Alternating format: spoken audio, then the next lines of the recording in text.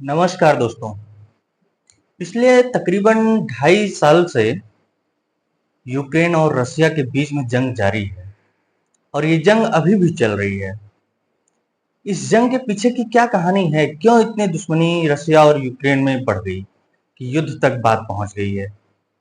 आइए जानते हैं स्टोरी लाइव पर रूस और यूक्रेन के युद्ध के पीछे की पूरी कहानी। रूस पहले सोवियत संघ हुआ करता था। सोवियत संघ का गठन 1922 में हुआ था और सोवियत संघ का जो विघटन है वो 1991 में हुआ। तो जब सोवियत संघ का विघटन हुआ तो रूस के अलावा 15 और छोटे छोटे देश जो है अलग हो गए सोवियत संघ से। उन्हीं देशों में से एक देश था यूक्रेन, जो कि रसिया के साथ अपना बॉर्डर साझा करता है।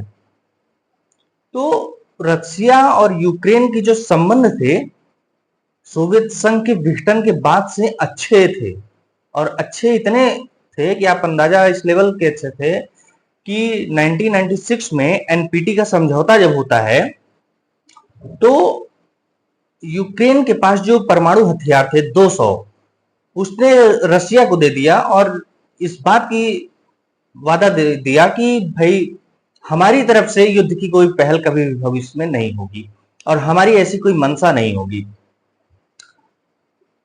और उसके बाद से रसिया के मन मुताबिक यूक्रेन में प्रधानमंत्री बनते थे, राष्ट्रपति बनते थे और रसिया के हिसाब से वहां की पॉलिसी चलती थी।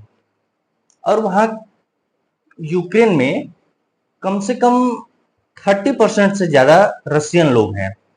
पूर्वी यूक्रेन का जो पूरा हिस्सा है उसमें 90% लोग रशियन हैं। तो जब रसिया के हिसाब से सारी पॉलिसी बनने लगी, उनके जो प्रधानमंत्री राष्ट्रपति बनते थे वो रसिया के हिसाब से चलते थे, तो उस वक्त वहां की जनता को ये लगने लगा कि रसिया की तरफ यूक्रेन का इतना ज्यादा झुकाव हो गया है कि रसिया पूरी तरीके से यूक्रेन को एक प्रकार से कैप्चर कर लिया है। तभी यूरोपीय यूनियन का रसिया यूक्रेन के ऊपर दबाव पड़ता है कि आप उस वक्त के जो भी प्रधानमंत्री हुआ करते थे, राष्ट्रपति हुआ करते थे, तो ये दबाव जो है यूरोपीय यूनियन का 2014 में वहां के प्रधानमंत्री थे पेट्रो पोरोस्नो। तो पेट्रो के ऊपर दबाव बनाया जाने लगा। पेट्रो के ऊपर यूरोपीय यूनियन के देश दबाव बनाए कि आप यूरोपीय यूनियन में शामिल हो जाइए, यूक्रेन देश को शामिल करवा दीजिए।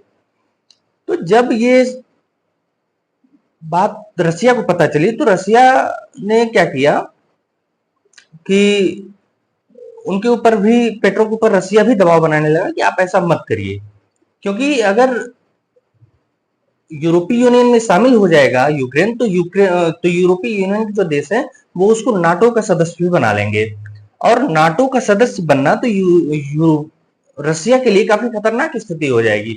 वो यही स्थिति हो जाएगी कि किसी व्यक्ति का जो दुश्मन है उसके पड़ोसी से दोस्ती कर ले, तो वहां तो फिर पड़ोसी भी दुश्मन ही हो जाता है ना। तो इस वजह से जो नए राष्ट्रपति हुए, वहां पर हुआ क्या कि 2014 में पेट्रो ने जब यूरोपीय यूनियन में शामिल होने से मना कर दिया रसिया के दबाव में, तो वहां की जो जनता थी पेट्रो के खिलाफ विद्रोह कर देती है। और विद्रोह फिर जब कर देती है तो पेट्रो जो है रसिया भाग जाते हैं, वहां पर जाके अपनी जान बचाते हैं। 2014 के बाद जब जो गवर्नमेंट आती है, जो राष्ट्रपति बनता है, उसको ये बात अच्छी तरह से पता चल गई थी कि अब हम अगर यूरोपीय यूनियन के फेवर में काम नहीं किए, यूरोपीय यूनियन में शामिल नहीं हुए, तो हम यूक्रेन में शासन नहीं कर पाएंगे। तो यूक्रेनी जनता के मुताबिक वहां के जो राष्ट्रपति हुए नए, उन्होंने यूरोपीय यूनियन में शामिल होने के लिए हामी भर दी।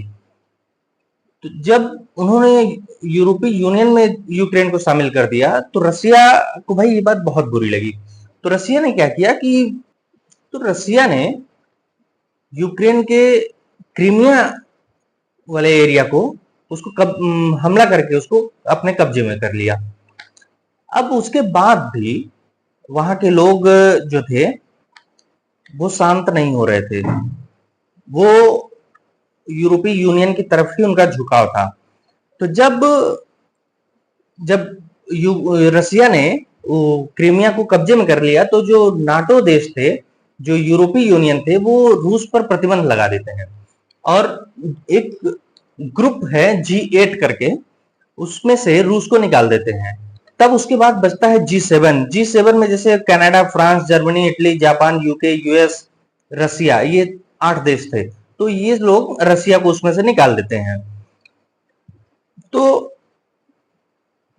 वहां का जो राष्ट्रपति था वो यूरोपीय यूनियन के दबाव में आकर के, नाटो के दबाव में आकर के, चूंकि रसिया का जो सोर्स ऑफ इनकम है वो गैस और पेट्रोलियम है, तो गैस और पेट्रोलियम रसिया जो है यूक्रेन से होते हुए पाइपलाइन के थ्रू यूरोपीय यूनियन को भी निर्यात करता है। तो यूरोपीय यूनियन के दबाव में आकर के यूक्रेन के राष्ट्रपति ने रसिया से कहा कि आप हमारे देश से होकर के पाइपलाइन गुजरती है आपकी, तो उसके बदले हमको $33 बिलियन चाहिए। तो रसिया इसके लिए भी तैयार हो गया, कहा चलिए ठीक है, मैं आपको दे दूंगा $33 बिलियन। लेकिन वहां के जो राष्ट्रपति थे वो नाटो के दबाव में आकर के 3 साल बाद 2017 में ये कहते हैं कि हम नाटो के सदस्य बनना चाहते हैं। जब उन्होंने इस बात की इच्छा जताई कि हम नाटो का सदस्य बनना चाहते हैं, तो ये बात रसिया को, फिर रसिया के लिए तो पूरी खतरा है ना। नाटो दोस्तों नॉर्थ अटलांटिक ट्रीटी ऑर्गेनाइजेशन है। नाटो में इस वक्त 30 सदस्य हैं, एक ग्रुप है बड़े बड़े देशों का। तो उसमें उनका ये नियम है कि अगर नाटो सदस्यों जो देश हैं 30, उसमें से किसी भी देश के ऊपर कोई दूसरा देश हमला करता है तो ये 30 देश मिल करके उस देश को मारेंगे। तो इस हिसाब से तो इनडायरेक्टली ये लड़ाई अमेरिका और रूस की चल रही है। तो अब अगर यूक्रेन नाटो में शामिल हो जाता है तो अमेरिका की जो सेना है वो यूक्रेन में डिप्लॉय हो सकती है और फिर वहां से रसिया के ऊपर काउंटर कर सकती है। नाटो का गठन 1949 में हुआ था और नाटो का जो मेन मोटो था वो सोवियत संघ को कमजोर करना था। सोवियत संघ जब टूटा तो रसिया बचा, रसिया को भी ये कमजोर करने के लिए अभी तक उसका प्रयास चलता आ रहा है। तो ये बात रसिया को पसंद नहीं आई, तो रसिया ने क्या किया कि यूक्रेन के जो 2 शहर हैं, डोनास और लुहांस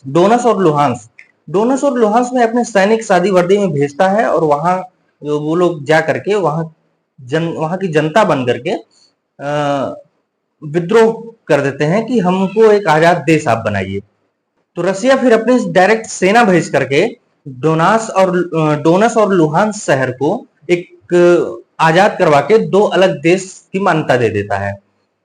अब ये रसिया क्यों कर पाया? क्योंकि यूएनओ का एक नियम है कि किसी भी देश का कोई राज्य उस देश की प्रताड़ना या उसकी उपेक्षा या उसके दमन की वजह से अगर वो आजाद होना चाहता है तो किसी अन्य देश से सैन्य सहायता मांग करके वो आजाद हो सकता है।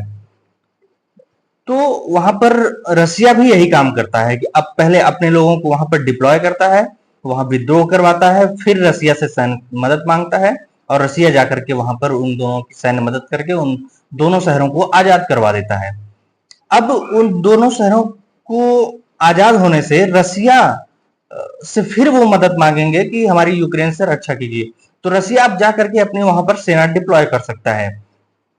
तो यही सेम कंडीशन जब पाकिस्तान बांग्लादेश के ऊपर अत्याचार कर रहा था, उस वक्त बांग्लादेश को पूर्वी पाकिस्तान बोलते थे, तो पूर्वी पाकिस्तान ने भारत से मदद मांगी, तो भारत वहां पर सैन्य मदद कर करके बांग्लादेश को आजाद करवाया था। दोस्तों अगर आपको बांग्लादेश के बारे में पूरी कहानी जाननी है तो आप हमारे इस लिंक पर जाकर के पूरा वीडियो देख सकते हैं और इस लिंक का डिस्क्रिप्शन में अपने इस वीडियो का लिंक हमने डिस्क्रिप्शन बॉक्स में भी दे रखा है।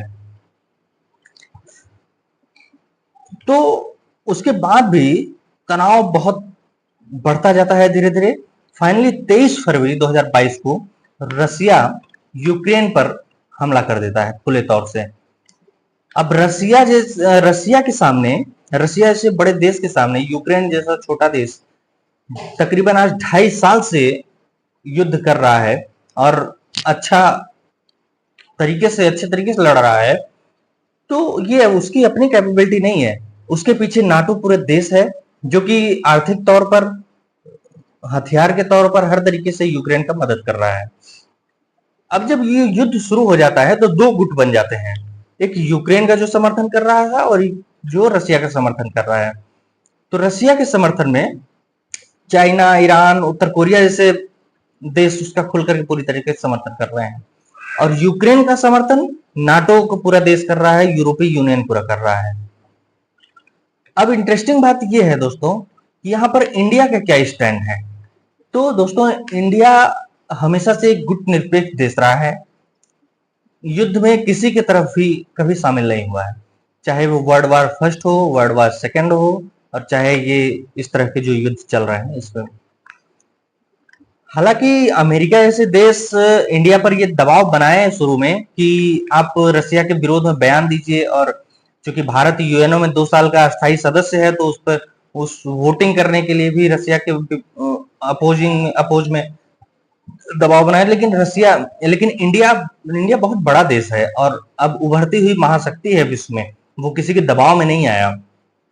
तो इंडिया ने वोटिंग के समय तो खुद को एब्सेंट रखा वहां पर, न तो रशिया की तरफ गया, न ही यूक्रेन की तरफ, और कभी उसने रशिया के खिलाफ कोई बयानबाजी भी नहीं की। और अभी कुछ दिन पहले ही हमारे प्रधानमंत्री नरेंद्र मोदी जी जुलाई में रशिया का दौरा करते हैं, व्लादिमीर पुतिन से मुलाकात करते हैं, कई सारे समझौते होते हैं, और अभी कुछ दिन पहले अगस्त में ही नरेंद्र मोदी जी यूक्रेन भी जाते हैं, वहां व्लादिमीर जेलेंस्की से भी मुलाकात करते हैं, उनके साथ भी कई समझौते होते हैं। तो इंडिया के दोनों देशों से संबंध बहुत अच्छे हैं, किसी से भी खराब नहीं है। इंडिया की फॉरेन पॉलिसी है कि इंडिया अपनी जरूरतों के हिसाब से चलेगा, किसी के दबाव में, किसी के गुट में शामिल नहीं होगा। तो दोस्तों, अब देखना, अच्छा, वहां पर नरेंद्र मोदी जी ने एक ही बात कही दोनों देशों में जाकर के कि किसी भी समस्या का हल युद्ध के मैदान में नहीं हो सकता है, किसी भी समस्या का हल डायलॉग से हो सकता है, डिप्लोमेसी से हो सकता है। तो दोनों देशों के बीच अगर समझौता आप दोनों चाहते हैं तो आप एक टेबल पर बैठिए, वहां बातचीत करिए, तब उसका हल निकलेगा। अब देखना यह है कि ये तकरीबन 2.5 साल से जो युद्ध चल रहा है, इसका अंजाम क्या होता है। क्या ये वर्ल्ड वार 3 का आगाज करता है, या फिर हार और जीत में बदल जाता है ये।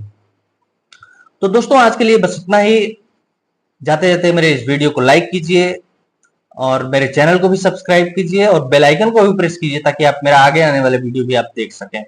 और आपको किसी भी टॉपिक पर वीडियो चाहिए, देखना है, तो आप कमेंट बॉक्स में कमेंट करिए, मैं अगला वीडियो आपके कमेंट के हिसाब से बना के ले आऊंगा। तब तक के लिए धन्यवाद।